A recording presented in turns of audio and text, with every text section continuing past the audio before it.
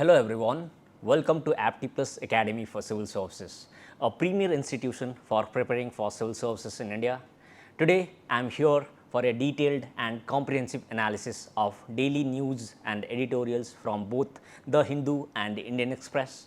And this analysis is going to be important for all three stages of UPSC, which are UPSC prelims, mains and interview process. And apart from UPSC exams, this analysis is going to be important for all the government exams in India. So, without further delay, let us begin with the analysis. So, friends, today's first topic is going to be very important for UPSC prelims exam, and this topic relates to the topic Bharat Ratna. So, before we begin the analysis, let us watch a small video clip of Honorable Prime Minister of India regarding this topic. आज देश ने अपने एक महान सपूत पूर्व उप प्रधानमंत्री लाल कृष्ण आडवाणी जी को भारत रत्न देने का भी निर्णय लिया है. The video we just saw was about the announcement of Bharat Ratna. Recently, Bharat Ratna Awards has been announced for two personalities in India. The first one is Karpuri Singh Thakur. So, Karpuri Singh Thakur was the former Chief Minister of Bihar, and he was also a social servant, and the second Bharat Ratna has been awarded for the former Deputy Prime Minister of India, Sri 𝐁𝐿𝐾 Advani. So, this news appeared in Indian Express Explained section, and this news is going to be important for prelims, especially for prelims. The point of discussion of this topic is Bharat Ratna and Padma Awards. So, why is this topic important? So, let us know the importance of this topic by going through a UPSC previous year question which was asked from this topic.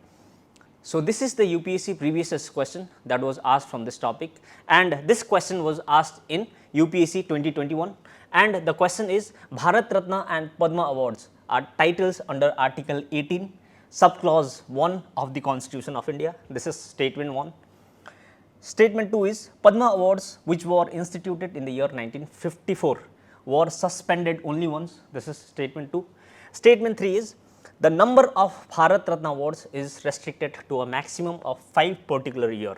Which of the above statements are not correct? So, you have to find the incorrect statement from these three statements. So, this was the UPSC previous year's question. So, UPSC particularly asked about the Padma Awards and Bharat Ratna. So, for this reason, this topic is important from UPSC perspective. After discussion of this topic, you will be able to answer this topic easily. So, let us go into depth of analysis of this topic. Now, knowing about the Bharat Ratna is the highest civilian award of India, and it is awarded every year by the government of India, and this award is awarded by the President of India on the recommendation of the Prime Minister of India. So, Prime Minister of India first recommends the Bharat Ratna to President of India, and President of India declares the Bharat Ratna. So, this is the process how Bharat Ratna is awarded, and the criteria for awarding the Bharat Ratna is the person who is being awarded the Bharat Ratna should have the recognition of exceptional service or performance of highest order in any field of human endeavor. So, this is the criteria for Bharat Ratna. This is also important. Sometimes UPSC asks what is the criteria for awarding Bharat Ratna in India. So, you should know about this fact as well. The number of Bharat Ratna awards is restricted to a maximum of 3 in particular year. So, Bharat Ratna cannot be awarded to more than 3 persons every year. So, these are the important facts about Bharat Ratna. Now, let us know about the Padma Awards as well. So, Padma Awards are announced every year by Government of India on Republic Day, and it was instituted for the first time in 1954. So, this award was first time awarded in 1954, and there are 3 categories of Padma Awards. First one is Padma Vibhushan, and the second one is Padma Bhushan, and third one is Padma Shri. And Padma Vibhushan is awarded for exceptional and distinguished service, and Padma Bhushan is awarded for distinguished service of higher order, and Padma Shri is awarded to distinguished service. So, these are the 3 criterias. You should know about all the criterias, and these 3 awards are different from Bharat Ratna. You should know about this point as well.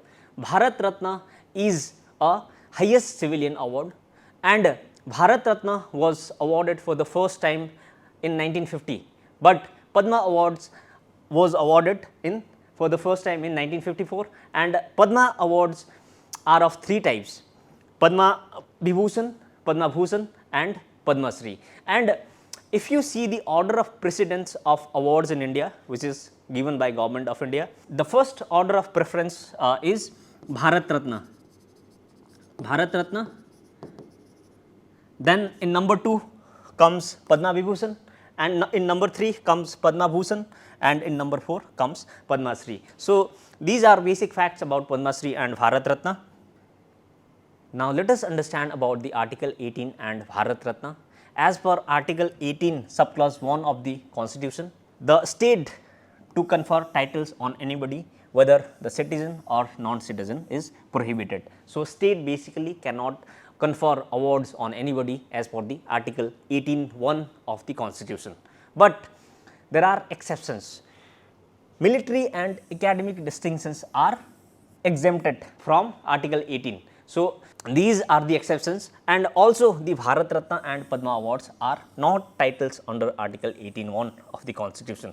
So, for that reason, the Padma Awards and Bharat Ratna are awarded by Government of India, despite there is Article 18(1) of the Constitution which prohibits state to confer any titles on anybody. So, for that reason there are Padma Awards and Bharat Ratna in India, and Padma Awards and Bharat Ratna were suspended during the years 1978, 1979 and from 1993 to 1997. So, this point is important because in the question we just recently saw, there was a statement that asked in which year Padma Awards were suspended. So, you have to know these facts as well.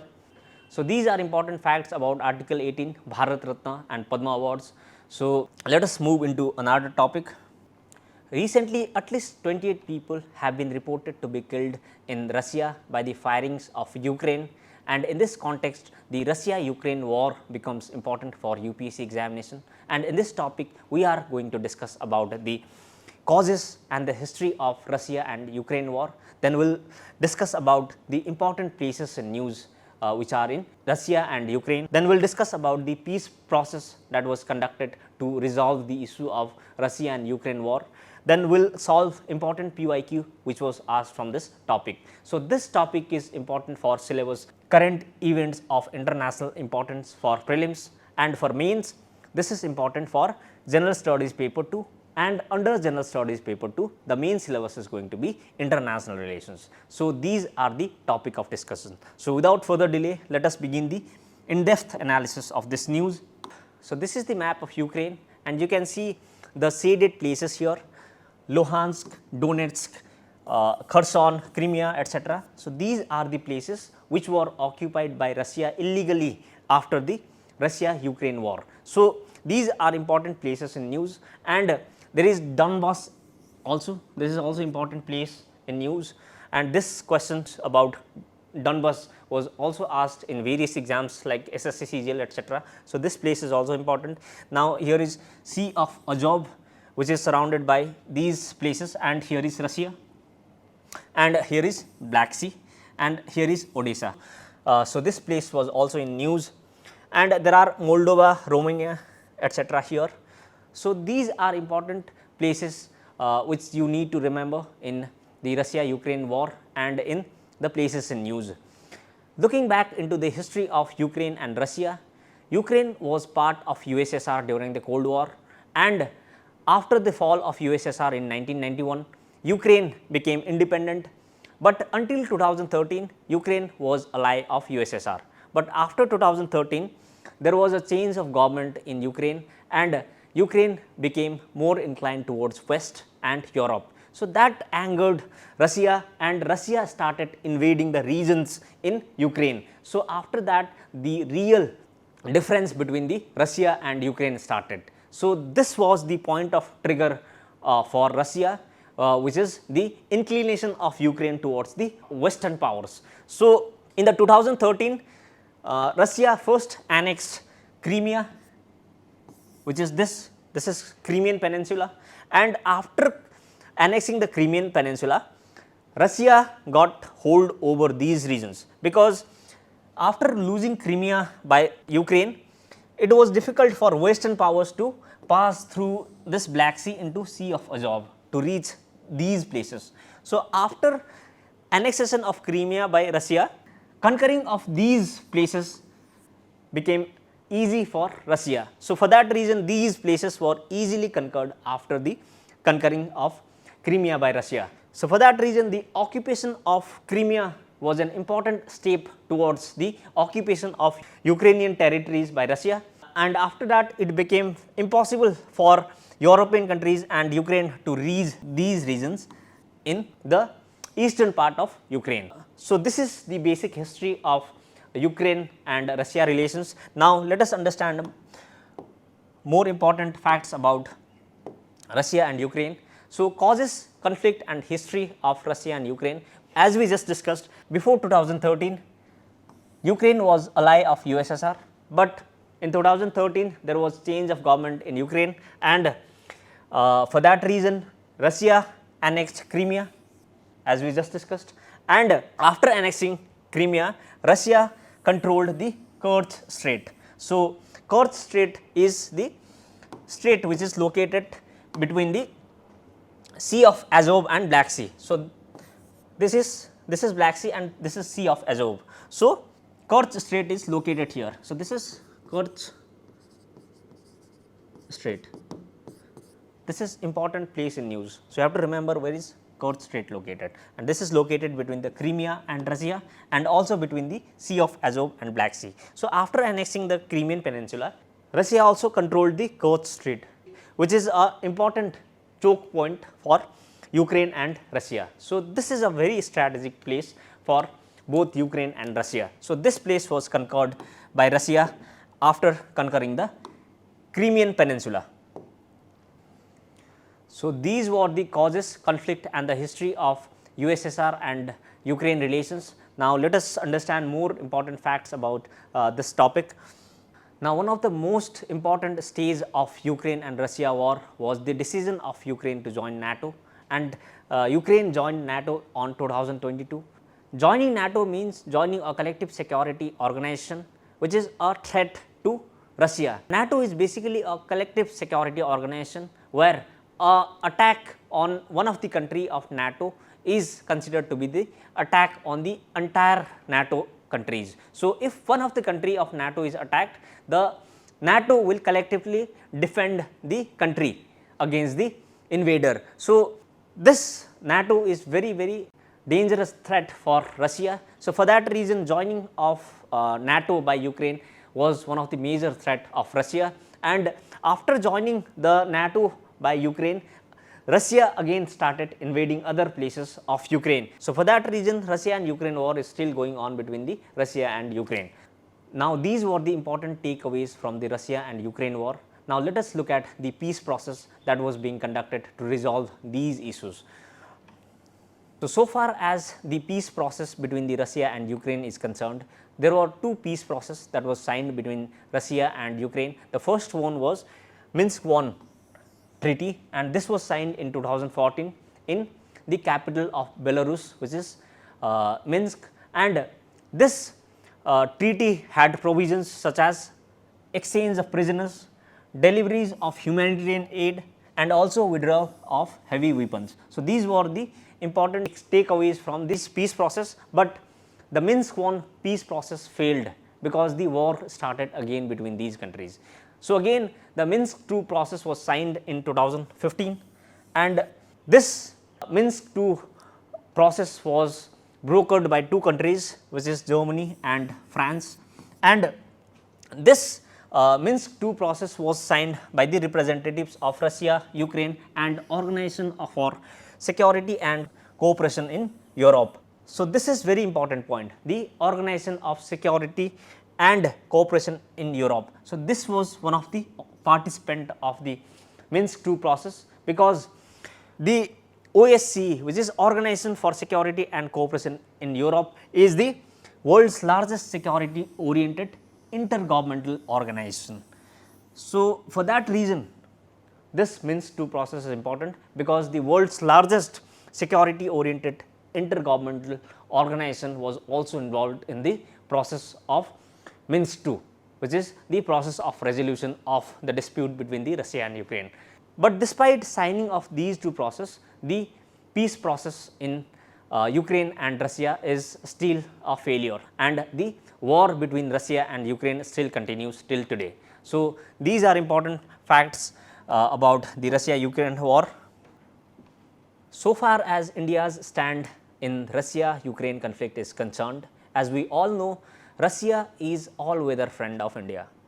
Before Russia came into existence, India was an ally of USSR, and USSR supported India in many wars between India and Pakistan.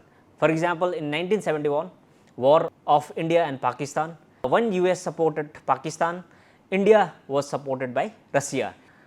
And apart from supporting in 1971 war, Russia has been supporting India in many instances, and many hardware and military equipments have been supplied to India by Russia. For that reason, Russia is an important ally of India. During the Crimean annexation of Russia, there was a worldwide protest against the Russia, and Russia was also removed from G8. For that reason, G8 is also called G7 now. But despite that, India did not condemn the actions of Russia on the annexation of Crimea. So, this was the stand of India in the annexation of Crimea. The second point is that India abstained from the UN resolution which condemned the human rights violations in Crimea. So, India did not vote against the Russia which was passed against the human rights violations in Crimea by Russia. So, from these news we can see that the India's stand so far as Ukraine and Russia is concerned has been pro-Russia.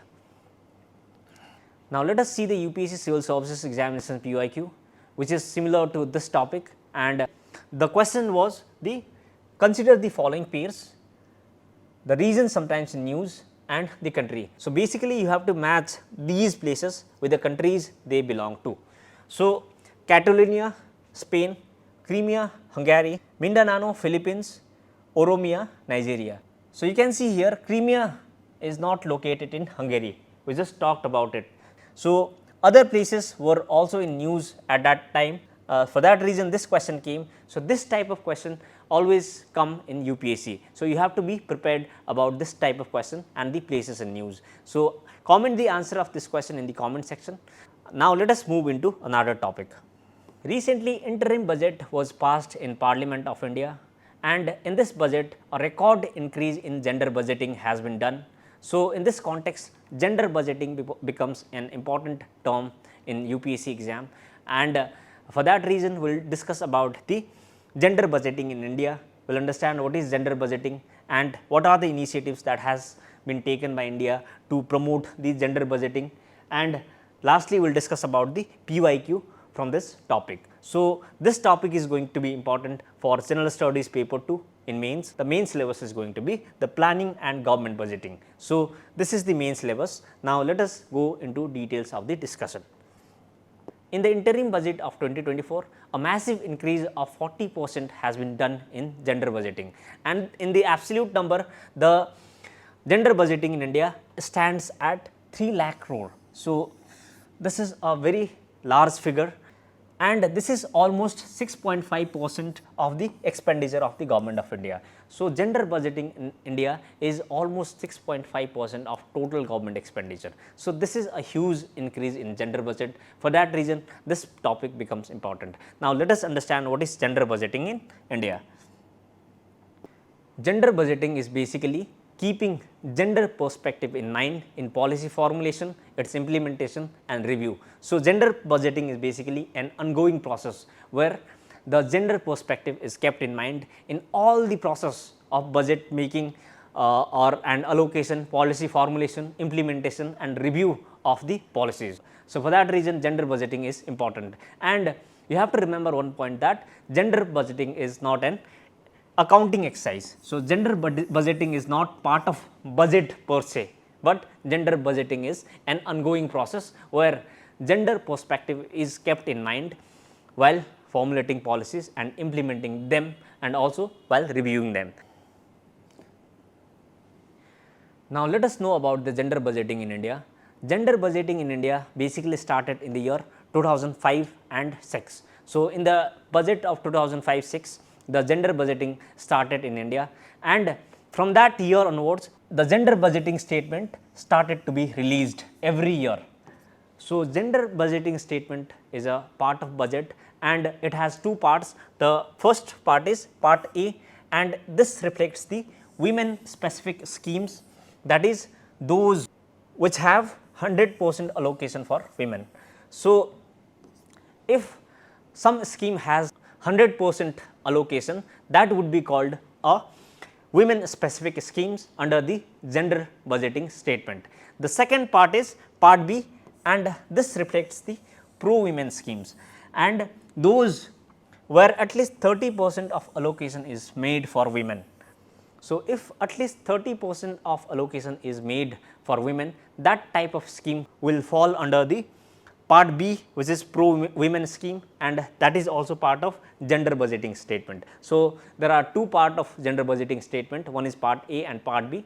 The part A contains the schemes which have 100% allocation for women, and part B contains schemes which have 30% allocation for women. So, these are important facts about gender budgeting in India, and gender budgeting cells, which are GBCs, has also been instituted in all the departments and ministries of Government of India. So, this is also one of the important step towards the gender budgeting in India. So, these are important facts about gender budgeting in India. You have to keep these facts in mind. Now, let us see the UPSC Civil Services PYQ, which was asked from this topic, and the question was asked in UPSC CAC 2016, and the question was, women empowerment in India needs gender budgeting. What are the requirements and the status of gender budgeting in Indian context? So, the status of gender budgeting has been asked in this PYQ, and you have to know about the gender budgeting term for this region. You can define the gender budget in the introduction first, and in the body you can write about the status of women empowerment, what are the requirements for gender budgeting in India. Then you will write the status of gender budgeting, that is we just discussed about the gender budgeting, what India has done about the gender budgeting in India, you can write about that, and lastly you can conclude by quoting the figures and facts from the budget 2024. So, this type of question is asked in UPSC. So, for that reason this topic becomes important from UPSC perspective.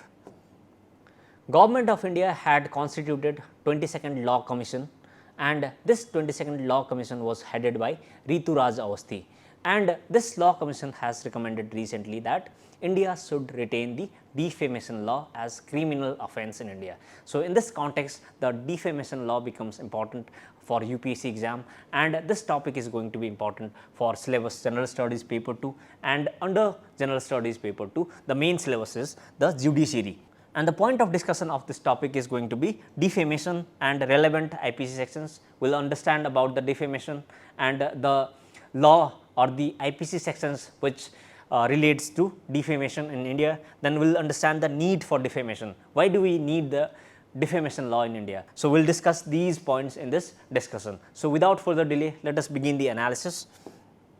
So, defamation in India has been defined under the section 499 of IPC, and under section 499 of IPC the definition of defamation is that defamation is an act of communicating false statements about a person verbally or by writing which damages the reputation of that person.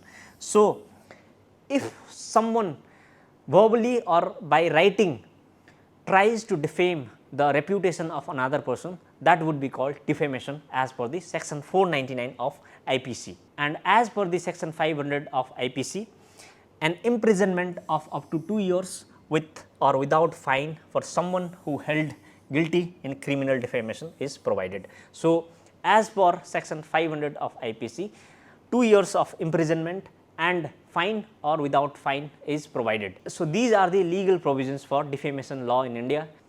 Now, this 2 years of imprisonment is very important, because only in criminal law the imprisonment process is there.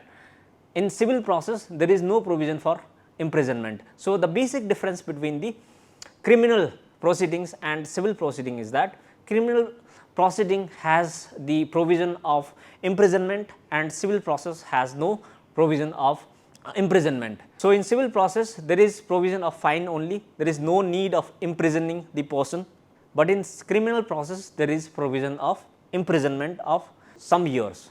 These are the provisions of IPC section 499 and these relates to defamation case in India.